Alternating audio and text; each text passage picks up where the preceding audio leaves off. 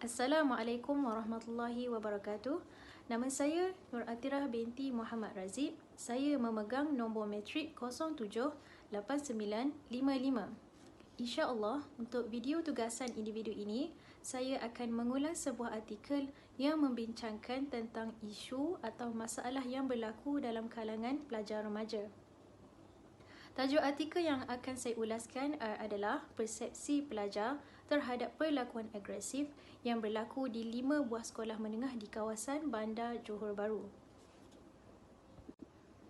Artikel ini ditulis oleh 3 orang penulis. Yang pertama, Profesor Madia Azizi Yahya dari Fakulti Psikologi dan Pendidikan Universiti Sabah, Malaysia. Yang kedua, Halimah Malik dari Pusat Bahasa Fakulti Pengurusan dan Pembangunan Sumber Manusia Universiti Teknologi Malaysia, Johor. Dan yang ketiga, Faiza binti Idris dari Fakulti Pendidikan Universiti Teknologi Malaysia, Johor. Artikel ini telah diterbitkan pada 1 Mac 2011 dan kajian ini telah dijalankan di 5 buah sekolah menengah di kawasan Bandar Johor Bahru. 5 buah sekolah tersebut adalah yang pertama, Sekolah Menengah Kebangsaan Saint Joseph. Yang kedua, Sekolah Menengah Kebangsaan Sultanah Engku Tun Aminah. Yang ketiga, Sekolah Menengah Kebangsaan Tasik Utara 2. Yang keempat, Sekolah Menengah Kebangsaan Datuk Jaafar. Dan yang kelima, Sekolah Menengah Kebangsaan Aminuddin Baki. Baiklah, apakah maksud tingkah laku agresif?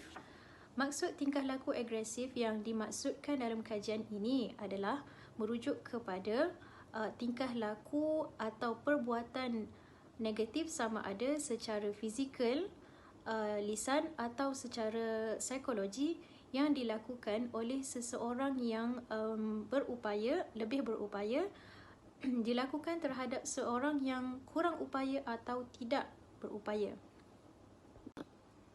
Seperti yang kita sedia maklum, terdapat pelbagai masalah salah laku pelajar yang bertindak secara agresif, seperti gejala ponteng, membuli, penyalahgunaan dadah, vandalisme dan sebagainya. Namun, terdapat sebilangan pihak yang hanya menuding jari mencari siapa yang bersalah tanpa menggambleng tenaga dan usaha untuk membendung masalah ini berlaku. Jadi persoalan yang dibawa oleh penulis dalam artikel ini adalah apakah faktor yang menyumbang kepada perlakuan agresif atau gejala yang tidak bermoral ini. Jadi tujuan kajian ini dijalankan adalah untuk mengenal pasti persepsi pelajar terhadap faktor dan jenis tingkah laku agresif yang berlaku di 5 buah sekolah menengah di kawasan Bandar Johor Bahru. Seterusnya, terdapat 2 objektif kajian ini dijalankan. Yang pertama, untuk mengenal pasti faktor-faktor yang paling dominan terhadap pelajar agresif. Dan yang kedua, mengetahui sama ada terdapat perbezaan yang signifikan antara faktor sekolah, latar belakang keluarga, sikap pelajar, faktor psikologi dan pengaruh rakan sebaya. Baiklah, apakah metod yang digunakan oleh penulis dalam kajian ini? Dalam kajian ini, penulis telah menggunakan reka bentuk deskriptif di mana borang soal selidik iaitu senarai semak masalah murni telah diedarkan kepada beberapa orang responden yang kemudiannya hasil daripada borang soal selidik tersebut, penulis menganalisa menggunakan SPSS 11.5 Statistical Package for Social Science. Kajian ini telah melibatkan seramai 260 orang pelajar lelaki dan perempuan yang dipilih secara rawak dari 5 buah sekolah menengah yang terdiri daripada tingkatan 1, tingkatan 2 dan tingkatan 4. Dalam konteks kajian ini, hanya 3 persepsi pelajar yang dikaji, iaitu dari aspek faktor yang menjurus kepada perlakuan agresif pelajar, jenis tingkah laku yang berlaku di sekolah dan yang ketiga, membina hipotesis. Dalam borang soal selidik ini, penulis telah membahagikan kepada 3 bahagian, iaitu yang pertama, bahagian A, latar belakang responden dan keluarga. Yang kedua, bahagian B, soal selidik faktor yang paling dominan. Dan yang ketiga, bahagian C, soal selidik jenis tingkah laku agresif. Penulis telah mengambil kira beberapa faktor yang menyebabkan perlakuan agresif pelajar, iaitu yang pertama, faktor suasana sekolah. Kedua, faktor latar belakang keluarga. Yang ketiga, faktor sikap pelajar. Dan yang keempat, faktor psikologi pelajar. Baiklah, yang pertama, faktor suasana sekolah. Faktor suasana sekolah adalah penyumbang dominan terhadap perlakuan agresif pelajar. Dalam kajian ini, seramai 199 orang pelajar tidak bersetuju bahawa mereka selesa dengan suasana sekolah. Manakala, seramai 176 orang pelajar telah menyatakan bahawa mereka tidak setuju yang suasana sekolah dapat membantu mereka belajar dengan lebih baik. Faktor yang kedua ialah faktor latar belakang keluarga. Hasil dapatan kajian menunjukkan bahawa peratus tertinggi adalah ibu bapa pelajar sentiasa sibuk. Seramai 140 orang pelajar bersetuju mengatakan bahawa ibu bapa mereka terlalu sibuk sehingga menjurus kepada perlakuan agresif mereka di sekolah. Selain itu, ibu bapa tidak banyak meluangkan masa bersama anak-anak di rumah, seperti tidak meraihkan hari jadi mereka, dan mereka juga tidak perhatian terhadap anak-anak. Mereka lebih mengharapkan anak-anak mereka lebih mendapat prestasi yang baik dalam peperiksaan, dan ini memberi tekanan yang agak berat kepada pelajar. Seterusnya, faktor yang ketiga. Faktor yang ketiga adalah faktor sikap pelajar.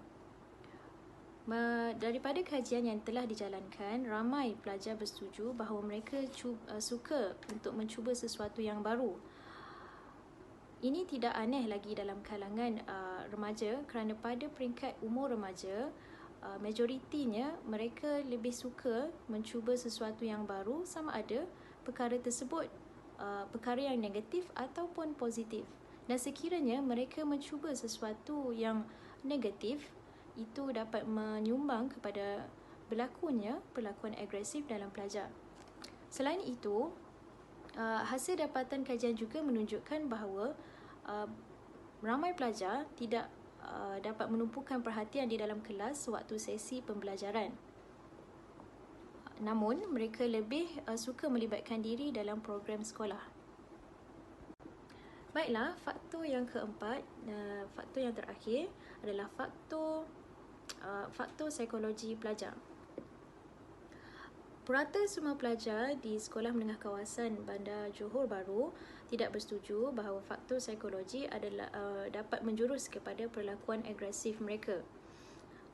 Walau bagaimanapun, majoriti pelajar tidak bersetuju bahawa mereka tahu cara mengatasi masalah diri.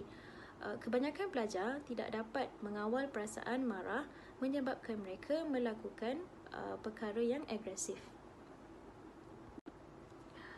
Baiklah, di dalam kajian ini, penulis ada menyuarakan cadangan untuk mengatasi masalah perlakuan agresif dalam kalangan pelajar. Oleh kerana faktor suasana sekolah adalah faktor yang paling dominan yang menyumbang kepada berlakunya perlakuan agresif pelajar, penulis telah mencadangkan agar pihak sekolah mengenal pasti budaya pelajar agresif dan memperkasakan program pembimbing rakan sebaya agar dapat menangani masalah pelajar yang berkelakuan agresif. Selain daripada itu juga, pihak sekolah juga perlulah berusaha mewujudkan suasana pembelajaran yang selesa agar dapat menyemai semangat dalam diri pelajar untuk menimba ilmu. Saya juga ingin menyuarakan pendapat saya ataupun cadangan untuk pihak ibu bapa. Ibu bapa seharusnya memberikan pendidikan moral dan agama kepada anak-anak sejak dari rumah lagi. Selain itu, ibu bapa juga perlulah menunjukkan contoh teladan yang baik kepada anak-anak mereka. Pelajar juga memerlukan perhatian yang lebih daripada ibu bapa mereka terutamanya pelajar peringkat remaja. Baiklah, yang terakhir, kesimpulan.